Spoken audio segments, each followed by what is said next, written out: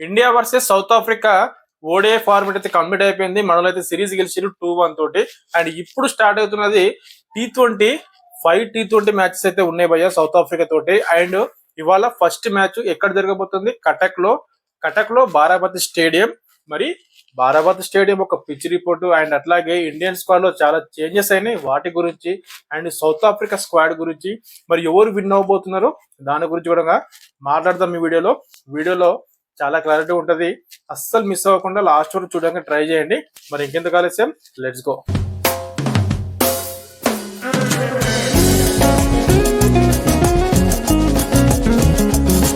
Hello, welcome back to Kiran crazy reviews.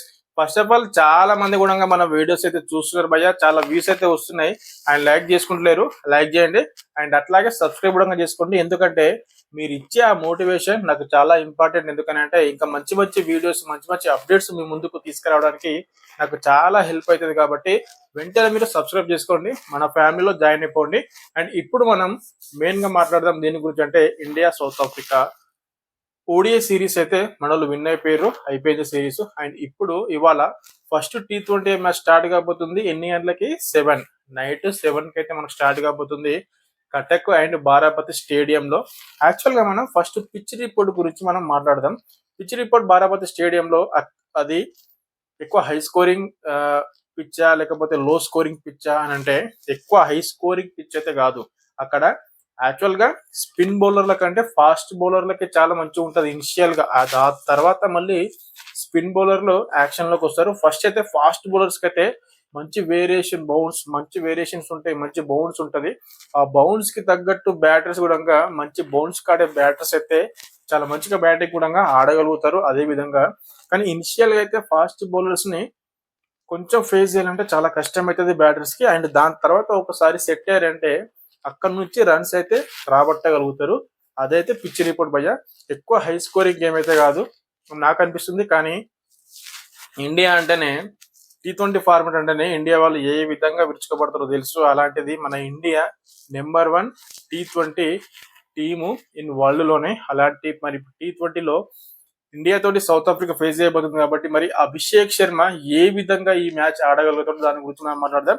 ఇదైతే pitch report. ఇప్పుడు next మనము ఇండియా స్క్వాడ్ గురించి మాట్లాడదాం. దానిలో చాలా చేంజెస్ అయితే అయినాయి. అండ్ అట్లాగే హార్దిక్ పాండ్యా కూడా రిటర్న్ వచ్చిండు, రింకు సింగ్ కూడా లేడు, హార్దిక్ పాండ్యా. అండ్ మనకు టోటల్ గా ఎంతమంది ఆల్రౌండర్స్ అంటే 6 మెంబర్స్ ఉన్నారు ఆల్రౌండర్స్ మన ప్లేయింగ్. అంటే మన స్క్వాడ్ లో టోటల్ గా 16 మెంబర్స్ స్క్వాడ్, దాంట్లో 6 మెంబర్స్ అయితే ఆల్రౌండర్ ఉన్నారు. ఇది మనకు చాలా ప్లస్ పాయింట్ భయ్, చాలా ప్లస్ పాయింట్. అండ్ అట్లాగే 4 మెంబర్స్ బ్యాటర్స్ ఉన్నారు అండ్ 5 మెంబర్స్ బౌలర్స్ కూడా ఉన్నారు. మనం ఇప్పుడు యాక్చువల్ గా స్టార్టింగ్ నుంచి మనం మాట్లాడితే బ్యాటర్స్ లో వచ్చేసి సూర్యకుమార్ యాదవ్ కెప్టెన్, శుభ్మన్ గిల్ మళ్ళీ రిటర్న్ వస్తున్నాడు ఇంజరీ నుంచి, చాలా ప్లస్ పాయింటే. కానీ శుభ్మన్ గిల్ నుంచి అంత రన్స్ లేవు కాబట్టి ఈ సౌత్ ఆఫ్రికాతోనైనా ఈ ఫార్మర్ లో అయినా ఖచ్చితంగా శుభ్మన్ గిల్ మంచిగా ఆడి రన్స్ రాబట్టగలగాలి. అట్లయితేనే మళ్ళీ ఇంకో మ్యాచ్ లో ఛాన్స్ ఉంటుంది తప్ప లేకపోతే చాలా కష్టమైతే శుభ్మన్ గిల్, ఎందుకంటే వాయిస్ కెప్టెన్ పొజిషన్ లో ఉన్నాడు. అండ్ అట్లాగే ఎస్ఎస్వి జైస్వాల్ లాంటి ప్లేయర్లు కూడా వాళ్ళకు అవకాశాల కోసం వెయిట్ చేస్తూ ఉన్నారు. కాబట్టి చాలా మంచి ప్లేయర్ ఎస్ఎస్వి జైస్వాల్. అందుకే శుభ్మన్ గిల్ అయితే అవకాశం అయితే రావాలంటే ఖచ్చితంగా ఈ ఫార్మాట్ అంటే ఈ మ్యాచ్ లో ఈ 5 T20 మ్యాచ్ లో అయితే ఖచ్చితంగా మంచి రన్స్ అయితే కొట్టాలి Suryakumar Yadav and Shubman Gill. And next Tilak Varma and Sanju Samson and Jitesh Sharma, Hardik Pandya, Axar Patel, Washington Sundar, Kuldeep Yadav, Varun Chakravarthy. And బౌలర్లకు వచ్చేసరికి జాస్ప్రీత్ బుమ్రా, హర్షదీప్ సింగ్ అండ్ హర్షిత్ రాణా. ఈ ప్లేయర్స్ అయితే నిజంగా మన స్క్వాడ్ లో ఉన్నారు. మరి దీని నుంచి ప్లేయింగ్ 11 ఎవరు వస్తారు? ఖచ్చితంగా అయితే స్టార్టింగ్ 4 బ్యాటర్స్ అయితే ఉంటారు. ఎవరైతే సూర్యకుమార్ యాదవ్ కానీ, శుభ్మన్ గిల్ కానీ, తిలక్ వర్మ కానీ, అండ్ అట్లాగే శివం డూబే ఉన్నాడు ఆల్రౌండర్ కాబట్టి శివం డూబే కూడా ఉంటాడు ఖచ్చితంగా ప్లేయింగ్ 11 లో. అండ్ వికెట్ కీపింగ్ గా మరి ఎవరు వస్తారు? జితేష్ శర్మన, సంజు శాంసన్ అని అనుకుంటే నాకైతే ఖచ్చితంగా ఈసారి సంజు శాంసన్ కి ఒకసారి అవకాశం ఇస్తే బాగుంటది. అండ్ అట్లాగే శుభ్మన్ గిల్ ప్లేస్ లో అభిషేక్ శర్మని, సంజు శాంసన్ ని వీళ్ళిద్దరిని ఓపెనర్ గా పంపిస్తే మంచిగా ఉంటుందని చెప్పేసి నాకైతే అనిపిస్తుంది. మరి మీకేమనిపిస్తుంది కామెంట్ కూడా చేయండి. అండ్ నెంబర్ 3 లో శుభ్మన్ గిల్ అండ్ దాని తర్వాత సూర్యకుమార్ యాదవ్ అండ్ దాని తర్వాత Tilak Varma and Hardik Pandya, Shivam Dube and next Akshar Patel. ఇలాంటి ప్లేయర్స్ మనకు చాలా బ్యాటింగ్ డెప్త్ అయితే ఉన్నది కాబట్టి ఏం పర్లేదు. అండ్ నెక్స్ట్ కూడా మనకు బౌలింగ్ డిపార్ట్మెంట్ చూసుకుంటే మాత్రం చాలా మంచి బౌలర్స్ ఉన్నారు. జాస్ప్రీత్ బుమ్రా కానీ, హర్షదీప్ సింగ్ కానీ, హర్షిత్ రాణా కానీ, వరుణ్ చక్రవర్తి కానీ అండ్ హార్దిక్ పాండ్యా కానీ, కుల్దీప్ యాదవ్ కానీ, వరుణ్ చక్రవర్తి చాలా ప్లస్ పాయింట్స్ ఉన్నాయి. సూర్యకుమార్ యాదవ్ కి నిజంగా బౌలింగ్ ఎవరితో వేపియాలని చెప్పేసి ఆలోచించాలే కానీ అసలు ఎవరు లేరు కదా మనకు బౌలింగ్ వేపించడానికి అని చెప్పేసి అసలు ఆలోచించాల్సిన అవసరం లేదు. ఎందుకంటే చాలా మంచి బౌలర్స్ ఉన్నారు, చాలా మంది బౌలర్స్ ఉన్నారు, చాలా మంది ఆల్రౌండర్స్ ఉన్నారు కాబట్టి సూర్యకుమార్ యాదవ్ కెప్టెన్సీ ఎప్పటిలాగానే చాలా మంచిగా ఉంటది కాబట్టి ఈ మ్యాచ్ లో కూడా చాలా మంచిగా ఉంటది. ఖచ్చితంగా డామినేట్ చేస్తాము సౌత్ ఆఫ్రికాని అని చెప్పేసి నాకైతే అనిపిస్తున్నది. బౌలింగ్ లో కానీ బ్యాటింగ్ లో కానీ. బ్యాటింగ్ లో అబ్సెక్షన్ ఒక 5 ఓవర్లు ఉంటే చాలు ఇరగదీసి పడేశాడు, 6ల వర్షం అయితే కురిపించేశాడు. అండ్ నెక్స్ట్ అట్లాగే ఇదైతే ఇండియన్ స్క్వాడ్. ఇప్పుడు సౌత్ ఆఫ్రికా స్క్వాడ్ గురించి కూడా మనం మాట్లాడితే సౌత్ ఆఫ్రికాలో డేంజరస్ బ్యాట్స్మెన్ ఎవరైనా ఉన్నారంటే డివాల్డ్ బ్రేవిస్ మాత్రమే. ఎందుకంటే మిగతా ప్లేయర్స్ అందరికీ ఎక్స్పీరియన్స్ ఉన్నది.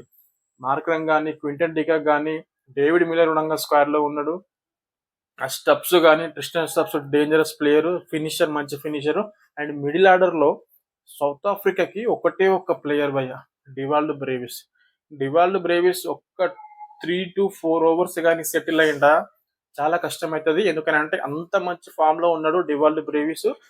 డివాల్డ్ బ్రేవిస్ నిజంగా ఒకసారి 6లు కొట్టడం మొదలుపెట్టిండు అనుకో నిజంగా చాలా మంచిగా కొడతాడు. అంటే చిన్న ఏబి డేవిలియర్స్ అని చెప్పేసి పేరు కూడా ఉన్నది మనకు డివాల్డ్ బ్రేవిస్ కి. చాలా మంచి ప్లేయరు. ఒకటి డివాల్డ్ ప్లేయర్స్ అయితే చాలా ప్లస్ పాయింట్ సౌత్ ఆఫ్రికాకి. మంచి ఫామ్ లో కూడా ఉన్నాడు. అండ్ అట్లాగే క్వింటన్ డికాక్ లాస్ట్ థర్డ్ ఓడిఐలో కూడా సెంచరీ చేసి వస్తున్నాడు కాబట్టి మంచి ఫామ్ లో ఉన్నాడు. సౌత్ ఆఫ్రికా కూడా చాలా మంచి టీం కాబట్టి చాలా మంచి పోటీ ఇస్తుంది.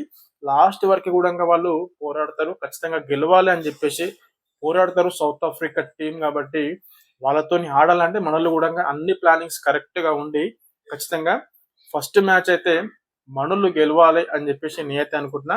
అండ్ ఇప్పుడు మనం ఓవరాల్ గా స్క్వాడ్స్ అయితే చూసుకున్నాం కాబట్టి ఎవరికి గెలిచే ఛాన్స్ ఎక్కువ ఉందనంటే నాకు తెలిసి 60% ఛాన్స్ ఇండియాకే ఉంది. ఎందుకనంటే మనల్ని T20 ఎట్లా ఆడుతారో తెలుసు, మంచి బ్యాట్స్మెన్ ఉన్నారు, మంచి బౌలర్స్ ఉన్నారు.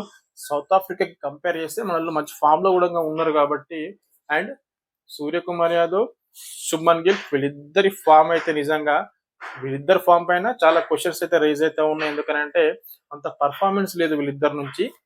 ఖచ్చితంగా ఈ మ్యాచ్ లో పర్ఫార్మెన్స్ రావాలని చెప్పేసి నేనైతే అనుకుంటున్నా. అండ్ ఇండియా ఖచ్చితంగా ఈ మ్యాచ్ విన్ అవుతుంది అని నాకు అనిపిస్తుంది. మరి మీకేమనిపిస్తుంది కామెంట్ బిలో. అండ్ ఈ మ్యాచ్ అయిపోయిన తర్వాత ఇంకా 4 మ్యాచ్లు ఉంటాయి. అండ్ అట్లాగే December 16 కి IPL యాక్షన్ ఉంటుంది కాబట్టి ఖచ్చితంగా ఎవ్వరు కూడా మిస్ అవ్వకండి.